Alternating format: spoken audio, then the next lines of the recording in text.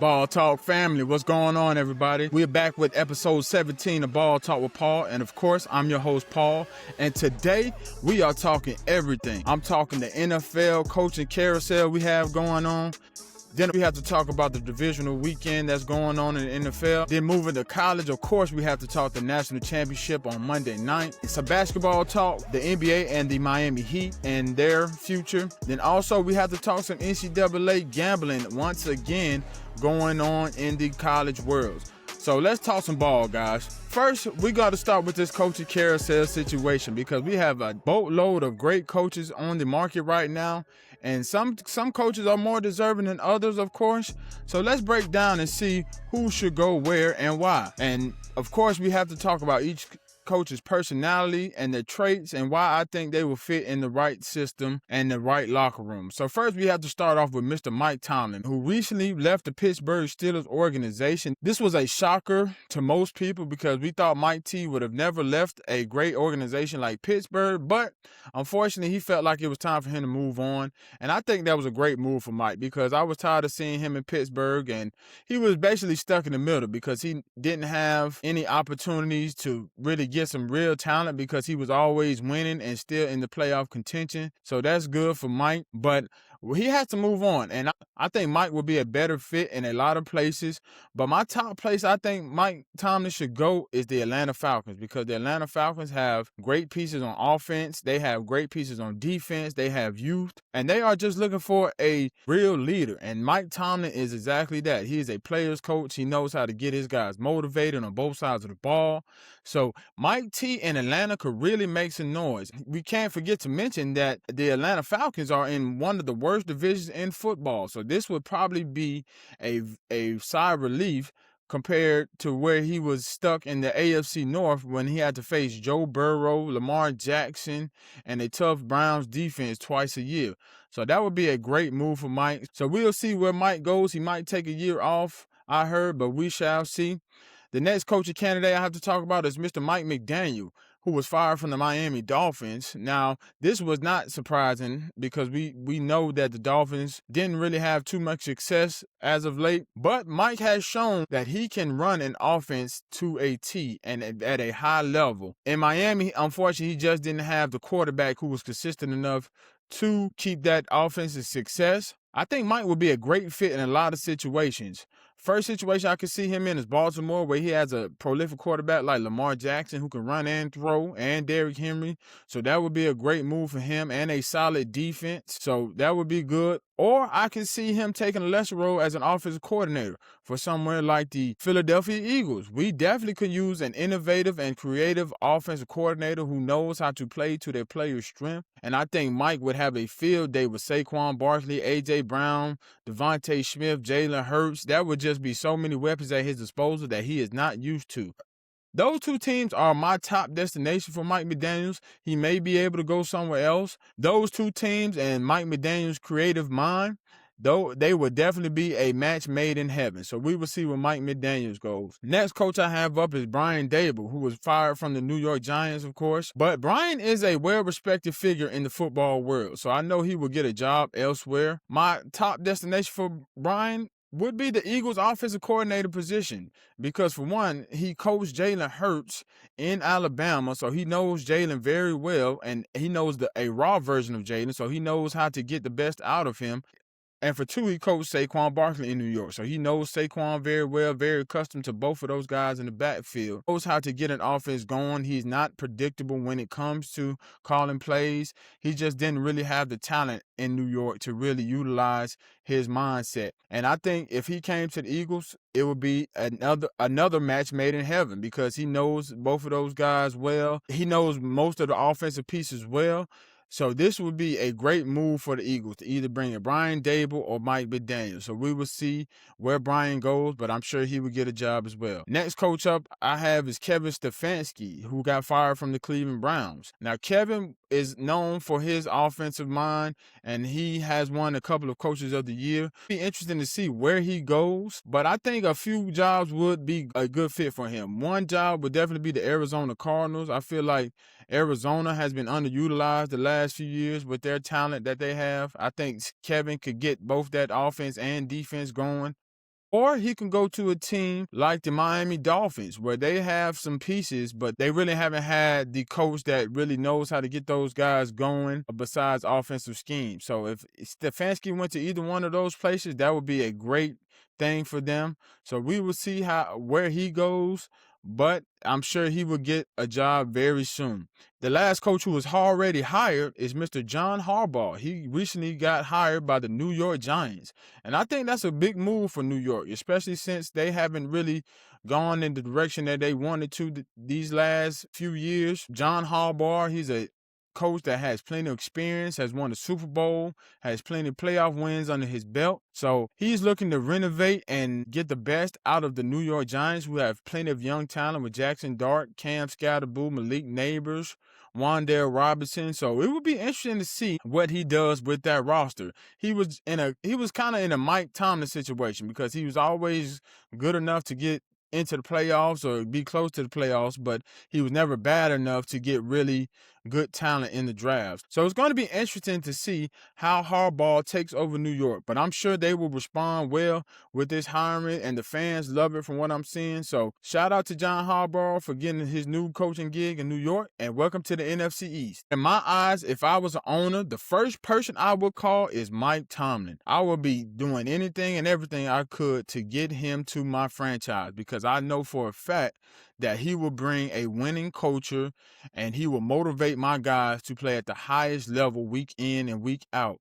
And that is exactly what you want from a head coach. So that would be my first move as an owner of an NFL team. Let me know in the comment what you guys think. Who would you call first, and where do you want these top 5 coaching candidates to go? So moving on to some Eagles offseason talk. My birds are sitting at home in Cancun, wherever they at.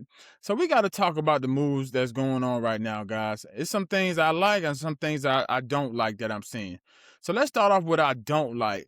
Of course, we have to continue to talk about A.J. Brown and his frustration, because it just seems like he was just frustrated all year, and he still seems frustrated because he did not even talk to the reporters after the loss that we took to the 49ers, which is concerning, because he is a leader of this team, and for him to not even talk to the reporters is not a great sign. And then also rumors are coming out that he has requested multiple trades this year, even as early as week 3 after we beat the Rams, which is kind of surprising because he had a great game that day. So I don't know why he would want to be traded, but I'm continuously seeing all these fans and these reporters bashing AJ. But we have to remember, guys, where we have come from before we got AJ. This dude has literally changed the culture of Philadelphia from day one. We have not had a real wide receiver one, I guess you could say, since Alshon Jeffrey, but Alshon Jeffrey was never an all-pro receiver. A.J. Brown is an all-pro receiver, guys, and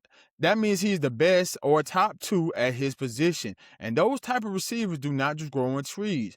We are talking a guy that's had 3 consecutive seasons of 1,000 or more yards. We are talking a guy that has brought us 2 Super Bowl appearances since he got to Philadelphia. We are talking a guy that has completely opened up things for our other receiver, Devontae Smith. For the fans, media that's saying trade AJ is absolutely crazy to me. It is no way I am trading an all-pro receiver for nothing. If we trade anybody for him, it has to be somebody like Justin Jefferson or Jamar Chase's caliber. I am not trading AJ just for anybody or anything. And also, Harry Roseman knows that. He was just asked by a reporter the other day, is AJ on the market? And he said that all pro wide receivers do not just come around. Talented wide receivers do not come around. He knows that firsthand because he took a chance on guys like Jalen Reagor, Nelson Aguilar, Ortega-Whiteside, and none of those guys panned out. We need guys that is proven in this league, and A.J. Brown is exactly that. So, AJ, this is coming from a true Eagles fan, bro, who has really seen the struggle of this franchise before we got you. Please, just stay the course. Wait till we get a real offensive coordinator who can really create schemes to get you open and get you more involved, and just be patient, bro. I know this wasn't the best season for you, but you know Jalen Hurts is your guy. Y'all are best friends. He is the godfather of your kids, man. And we cannot let this year get in the way of where you guys come from. And we know that you guys can win it. We just seen it last year. And I think as long as we get AJ and a competent offensive coordinator who knows what they're doing, he will be just fine next year, guys. So be on the lookout for that. And speaking of offensive coordinators, we fired our offensive coordinator, Kevin Patullo, thank God, because he was just not it for us this year. We had one of the worst offenses that we have had in a long time in Philadelphia, and that is a damn shame because of the talent that we have on this roster. It should have never been underutilized, and unfortunately, Nick Sirianni tried to give his homeboy a chance, and it just did not work out. Everybody looked frustrated at times when things weren't going well. From the outside looking in, you could tell the plays were looking the same. Formations looked the same. We always getting the plays in late. Guys just didn't buy into the schemes that Patullo was drawing up. And it just boiled over, man, and it showed last week against the 49ers. So I'm definitely glad Kevin Patullo is gone. Now, he can stay on the Eagles coaching staff as a quarterback coach or wherever he was before, but as the offensive coordinator, no, I am sorry. We need an offensive coordinator who has been proven in this league. Like we brought in Vic Fangio last year, who really knew what he was doing with the defense. We need that type of offensive-minded coach on the offensive side. Somebody who without a doubt can control the offense without Nick Sirianni butting in. So, Howie Roseman, do your thing, brother. I believe in you. I trust you wholeheartedly that you will find the offensive coordinator for this team. Let's move on to this divisional round weekend because we have some big-time matchups going on. First matchup is the Houston Texans going up against the New England Patriots. And, man, this is going to be interesting because Houston is kind of injured going into this matchup, but they have heart and they have a great head coach in D'Amico Ryan. So it's going to be a battle for sure. And the New England Patriots, they also have a great head coach with Mike Vrabel, and they have some young and hungry guys starting with their quarterback, Drake May. So this will definitely be an interesting matchup. Now, the Texans defense has been playing lights out over the last several weeks, and I think they just are going to continue that, especially knowing that their stakes are higher in the playoffs. So we will see if they can contain Drake May and the Patriots offense, which I think they can because Drake May doesn't really have weapons that just knock your socks off. Yes, they have Stephon Diggs. Yes, they have Travion Henderson, guys like that. But those guys can be bottled up. And if they are, it's going to be hard for Drake May to get his offense going. Now, Drake showed last week if he uses his legs, he can definitely be a problem with that for sure. But I think the Texans have the speed, they have the scheme, and they are well coached enough to contain all of that on the Patriots offense. So it is definitely a matchup that I'm excited to see. I know Texans have to go to New England, so they will have to battle the elements. And also, their wide receiver one, Nico Collins, got banged up last week with a concussion, so his status is in question. But this matchup will be a dogfight because both teams are desperate and hungry to at least make an AFC championship. And this one, I want to go with the Texans, but I just think they are too banged up. And with New England being at home and the Texans used to playing in a dome, it's just going to be too much for them to overcome. So I have to go with the New England Patriots in this matchup just because the matchup is in their favor at this moment. Matchup we have to talk about is the Buffalo Bills going up to Denver to see those Denver Broncos. Now, this one is going to be a battle because the Broncos defense is one of the most physical and the most versatile in the league. And they have the matchup advantages for sure this week because the Buffalo Bills, they do not have any real wide receiver ones, what I've been preaching all season long. Yes, Khalil Shakir had a good game last week, but against a cornerback like Patrick Surtain, who was definitely a top 3 corner in the league, he is going to struggle against him, and they are not going to let him get his way. And also, if James Cook does not get going like he didn't last week, it will be a problem for Josh Allen because we know that he cannot win by himself, especially against a tough team like the Broncos. Now, my only concern for Denver is their offense. What type of offense will we see, especially with them having a week off and them not playing last week? So we will see if they start off slow. And if they do, it might be a disadvantage for them because we know Josh Allen can score fast. So this will be a great game to watch. I have to go with the Denver Broncos in this one because defense wins championships, and the Broncos have that defense that can bring them a championship. So give me the Denver Broncos in this matchup. So moving to the NFC, we have the Seattle Seahawks facing their familiar nemesis, in the San Francisco 49ers. Now, this one is going to be a big-time battle because these teams have already played twice, of course, and both teams know each other well. Now, Sam Darnold popped up on the injury report this week with an oblique injury. I don't know where it came from, especially that he was at home for 2 weeks. But it seems to be that he is okay. But it's probably still, so I wonder how that will affect him in this matchup. But he has plenty of weapons to feed the ball to and get the pressure off of him. Jackson Smith-Njigba is looking to continue his historic season this year in the playoffs. Kenneth Walker III has looked rejuvenated and revived. Zach Charbonnet, he has definitely been a great power back coming after Kenneth Walker. So the Seahawks have weapons, and also they have that stellar defense, who has been one of the best in the league, led by Mike McDaniel, the head coach. He has those guys flying around, causing havoc, creating turnovers. Exactly what you need if you want to go to a Super Bowl. So that would be a problem for the San Francisco 49ers. Now, the bad thing for the 49ers is they lost their tight end last week, George Kittle. He tore his Achilles. But the good thing for them is Brock Purdy is undefeated in Seattle, which I found interesting because not too many people can just walk into Seattle and get a win.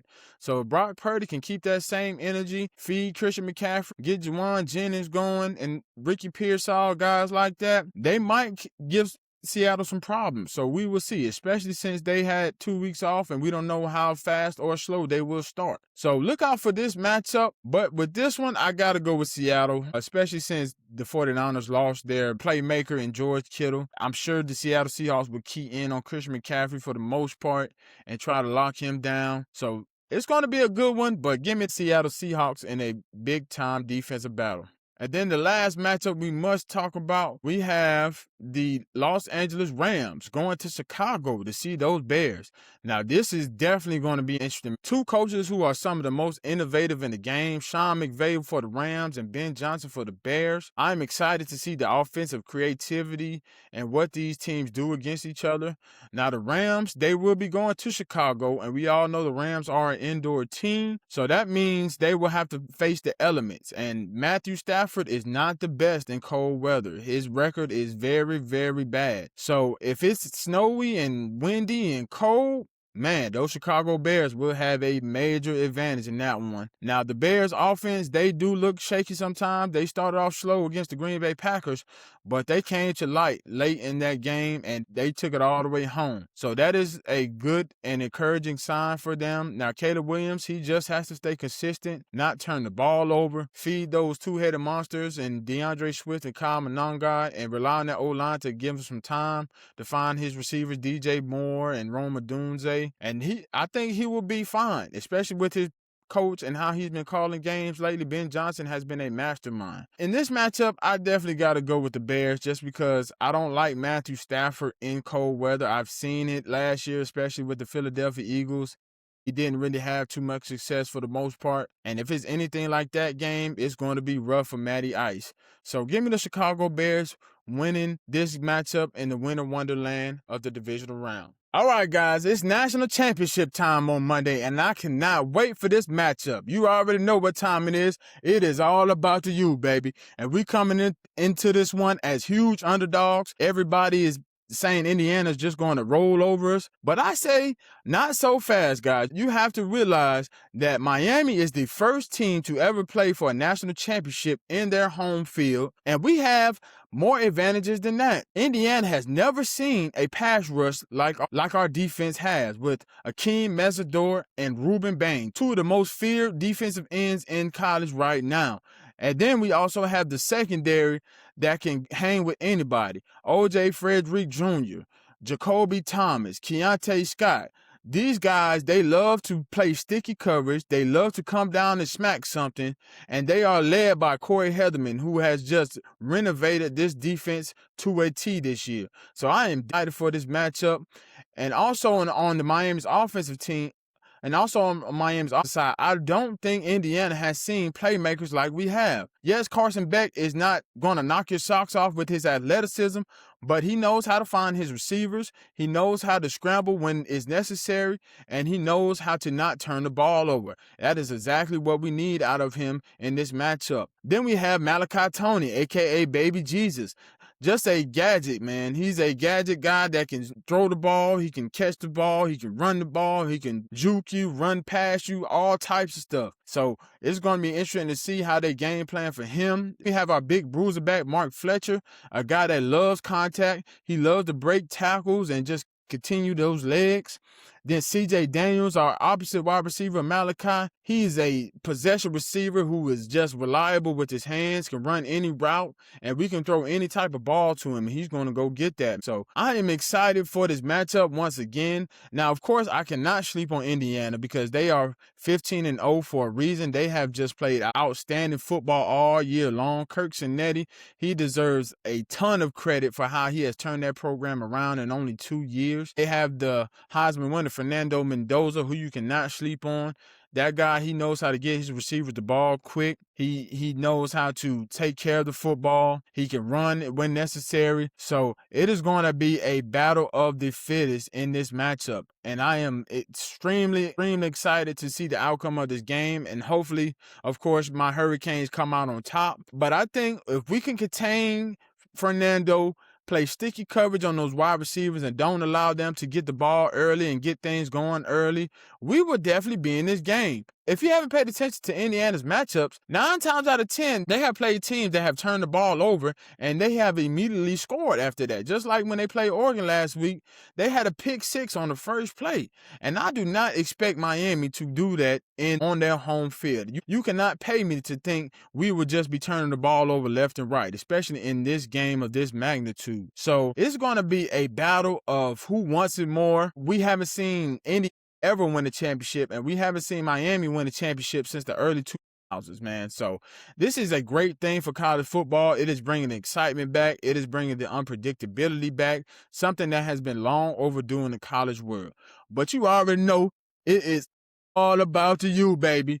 We're going to be doing everything and anything we can to keep that natty in Miami. All right, guys, so let's move on to some basketball and talk some NBA real quick. I just want to talk about the Miami Heat, of course, my favorite basketball team, and put a spotlight on one of our young stars that we have right now, Mr. Khalil Ware. Now, this dude, he has been an absolute problem on both ends whenever he gets the correct minutes. Now, my issue is he hasn't been consistent all year. Sometimes he'll give you a game with like 20 and 15, but then other games he'll give you a game with like 3 points and 7 rebounds. So not great consistency from him right now, but he has definitely showed promise. I think top 10 in 3-point percentage this year, and for a big man, that is absolutely phenomenal.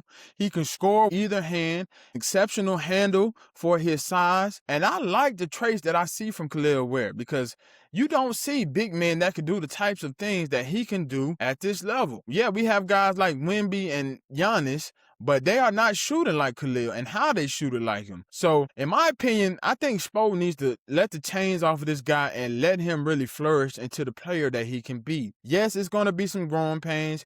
Yes, we're going to have to remind him on his spacing and his defensive positioning, things like that can easily be fixed with coaching and repetition. But I want to see Spo give this man more opportunities. I don't want to see Bam as our starting center going into the playoffs this year because Bam is not a starting 5. Yes, he is a starter, of course, but at the 4 position in my eyes, especially now that he's shooting the 3 ball better, he needs to be at the 4 and Khalil needs to be at the 5. So both of those guys can feed off of each other. Our defense will be much better, and offense, the sky's the limit. We already are one of the highest scoring offenses in the league, and if we allow Khalil to really flourish in what he can be, that would just continue to be better. So keep your eyes open for Khalil Ware, Heat fans.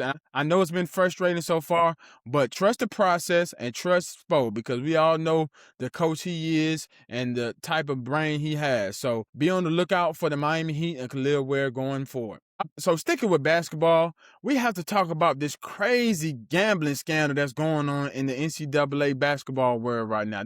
They said there was 39 players involved in a gambling investigation. And that is just absolutely crazy that 39 guys think they have to gamble to manipulate the games and get extra money in their pocket. Now, basketball, it is one of the easiest sports to manipulate because of the constant motion, intentional with how he shot that ball, or whatnot, and it's just harder to crack down in general. The NCAA, they're going to have to do something about this, man, because gambling is everywhere and everybody does it. And these players, they are trying to get paid every way they can. I get the getting paid aspect, but you have to keep the integrity of the game safe, especially when it comes to gambling and players' involvement. So in my opinion, the NCAA, they might have to start tracking these guys' phones and monitoring what they are actually doing and what type of money they are collecting. Things like that. I think that would just be a safer move for the NCAA. Yes, that is harsh punishment, but that is the price that you pay, especially when you are playing Division I basketball. You do not have the right to just do whatever you want, especially when you are getting paid from the school, you're getting a full ride, and they are paying for all of your things initially. So NCAA, go ahead and crack into them boys' phones, track the gambling sites that they use, track what they're gambling, and just make the game better, because we don't want to see guys just going out there, throwing up shots, not playing real defense, letting guys score at will just because they're trying to hit their prop bet or hit the over on the game. So do better with cracking down on this NCAA, and hopefully the game's integrity does not get tampered with any further. All right, guys, so that's going to wrap up episode 17 of Ball Talk with Paul. And if you rock with my takes, with the coaching takes that I had, that Eagles talk on my championship pick, just make sure you like, comment, and share this for me, because real sports fans, you supposed to live here with Ball Talk, guys. And follow me on all platforms at Ball Talk with Paul, and subscribe if you haven't already. And as always, don't just watch the game, understand the game with Ball Talk with Paul. And of course, I'm your host, Paul, and we're out.